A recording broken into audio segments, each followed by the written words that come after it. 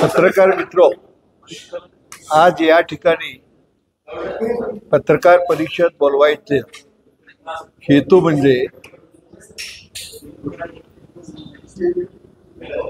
परिवहन खात्यातल्या कामगारांच्या बऱ्याचशा प्रॉब्लेम्स सरकारकडे आहेत आणि सरकार त्याकडे लक्ष देत नाही. 3 प्रमुख मागण्या आहेत.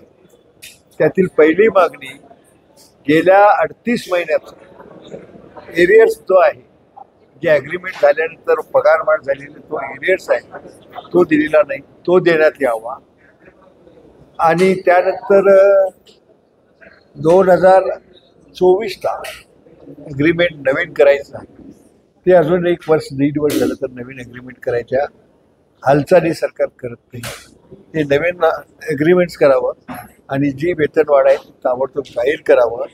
आणि मागच्या सार्वत्रिक संपामध्ये ज्या कर्मचाऱ्यांच्यावर डिसिप्लिन ॲक्शनच्या नावाखाली काही कामगारांना डिसमिस केलेलं आहे, काही कामगारांना सस्पेंड केलेलं आहे, काही कामगारांना दूरवर बदल्या करण्यात आलेल्या आहे. एकूण त्यांना जी हॅरॅसमेंट झालेली ती ताबडतोब दुरुस्त करावी आणि त्या सगळ्या कामगारांना कामावर परत घ्यावं, ही एक मागणी आहे.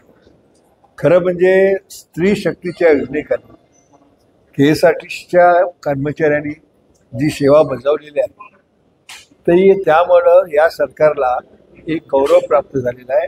आणि परवाच मुख्यमंत्र्यांनी 500 तिकीट्स हे आमंत्रित केलेलं. हा सगळा विचार सरकारनं करावा आणि आमच्या मागण्या मान्य कराव्यात.